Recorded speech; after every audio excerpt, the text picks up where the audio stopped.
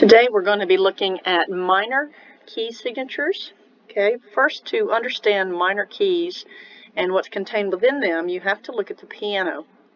Those of you who play the piano, this is always in your head anyway, and those of you who do not play the piano, I suggest that you learn the basics of piano because it makes all of the music theory much easier to visualize and understand.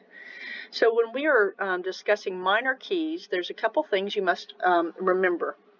Minor keys are, and we're talking specifically about relative minors, they are 3 half steps behind their relative major.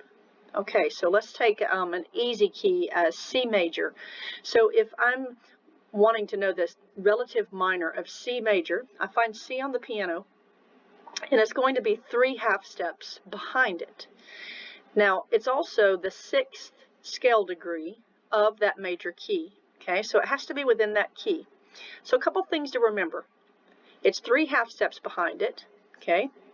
It has to be 2 letter names away in the alphabet. So in this case, I'm dealing with C major. It has to be some type of A, okay? So when I spell it, I have to spell it with an A, not any kind of B or G. So it's always, your relative keys are always, there's 1 letter in the alphabet between them.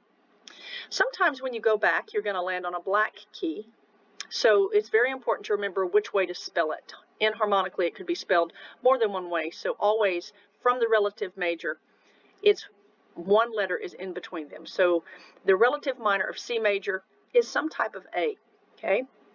So if I want to know the relative minor of C major, I go back 3, 1, 2, 3. Sing the old song, give me 3 steps, because you need to take 3 steps. Do not count C as 1. It's 1, 2, 3. So 3 half steps away. So I land on A, or A natural. That is the relative minor. Okay, so it's 3 half steps. So rule number 1 is that the minor is 3 half steps behind the major. So you might want to just write 3 half steps right there.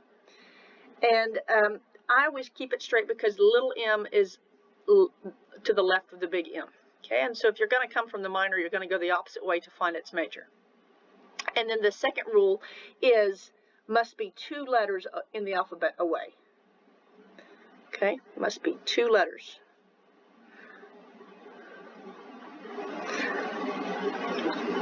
All right, now let's do a little harder one. Let's do for instance, let's do the key of A, the relative minor of A major. Okay, I'm going to do the same thing. So A major. Now, when I say relative keys, it means they have the same ingredients. So whatever's in the key of A major, its relative minor looks exactly the same on the step. It has the same sharps or flats in it. We know that A major has F, C, G, forget cutting grass, in it, 3 sharps. Its relative minor is also going to have 3 sharps in it. Okay, they're relative, so just think like your relatives have the same bloodline. Same thing, the blood being the, sharps or flats contained within the key. So if I want the relative minor of A and I go back 3 half steps, give me 3 steps. 1, 2, 3. I land on a black key. There's 2 ways to spell that black key, F sharp or G flat. Since I started with A, it's got to be 2 letter names away, right? It can't be G flat because there's not a letter between them. So the relative minor of A major is actually F sharp minor. Okay, so let's apply this to looking at key signatures. Now, looking at keys, there's really no way to know if you're in major or minor when you look at the beginning of a song until you look at the music. Okay, so this could be either key. It could be the major or the minor, and you have to have music, chord structures and things, finding the tonic. That's how you know which one of these you're functioning in. Okay, but for the lesson of just finding these minor keys, let's just look at our piano. We already know how to name our major keys. So this is B, E, A, D, back up 1. This is the key of A flat major. If I go to the piano and I start on A flat, make sure to start on A flat, go back 3, 1, 2, 3, it's F minor. Now the minor keys do not follow the same rules as the major keys when it comes to is there a flat in their name if they're a flat key. Sometimes there is, sometimes there's not. So don't impose those major key rules on your minor keys. Sometimes minor keys in the sharp will have a sharp in their name. Sometimes they will not. Same thing with the flats. Okay, so just wherever you land is the name of that minor key. All right, so I know this is forget cutting. Go up a letter in the alphabet. That's D major. Start on D major, go back 3 half steps. 1, 2, 3. You land on B. White key B. Just be natural. Okay, next one. B, E, A, D, G. Back up 1. D flat. Okay, start on D flat. We go 1, 2, 3. Is that A sharp or B flat? Well, A is too far away. That's actually 3 letters, so it's going to be B flat. I started on D flat. It's going to be B flat. And we notate minor in music with lowercase. Next one, this is G major. Start on a G, go back 3 half steps. 1, 2, 3. You land on E.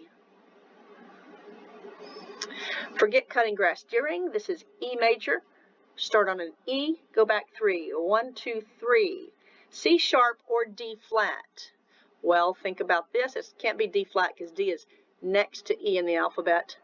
Is the easiest way to remember it. So this is C sharp. Remember, there has to be a letter between them in the alphabet. Okay, going on, we have the key of B flat major. Make sure you start in the right place on the piano. I'm going to start on B flat right here. Go back 3. 1, 2, 3. G minor. Oddball F. Start on F. 1, 2, 3. Lands on D. And one more. We start on A because this is A major. We go back 3. 1, 2, 3. We land on F sharp, not G flat. F sharp. Okay, so now what if I give you the name of a minor key and I would like you to tell me the sharps or flats contained within? All you have to do is do the same process backwards. You're going to go find the relative major, and then you already know how to name what's in a relative major. Okay, you've been doing that for a while, since level 4. So let's do a few. Now I know these are minor because they are lowercase. So go find its relative major. So again, we're going to go up 3 half steps to its relative major, and then just list those flats or sharps that are in that major key. So if I start on G minor, 1, 2, 3, land on this black key. Is it A sharp or B flat? G and A are next door, so it has to be B flat. And there's no such thing as A sharp major. So this is the key of B flat major. I'll write that down right there, just to keep me straight. Now name what's in B. B, and one more, E. D sharp, let's make sure to start in the right place. D sharp, go up 3. 1, 2, 3. That is F sharp or G flat. D and G are too far away. There are actually 3 letters in the alphabet away, so it's F sharp. And in F sharp major, go all the way up. Forget cutting, grass, steering, and earthquake, because E is the letter before F. F minor, start on F, go up 3. 1, 2, 3. Land on the black key. It is A flat, not G sharp. I'm going to write that down for you.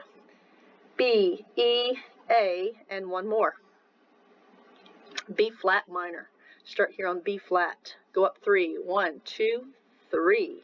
C sharp or D flat? Well, B and D are 2 letter names away, so it's D flat.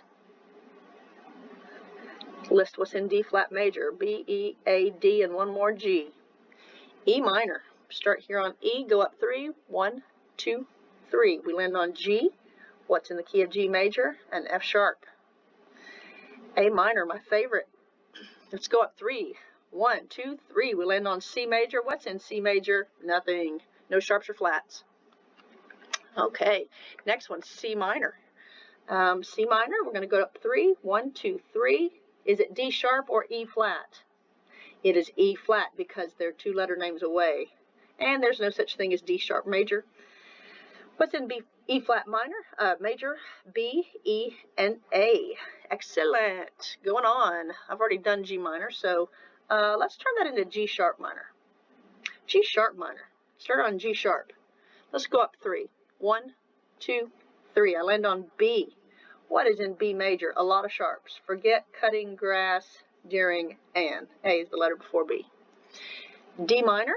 Start here on D. I go up 3. 1, 2, 3. I land on F. Whoop, oddball F. What's in him?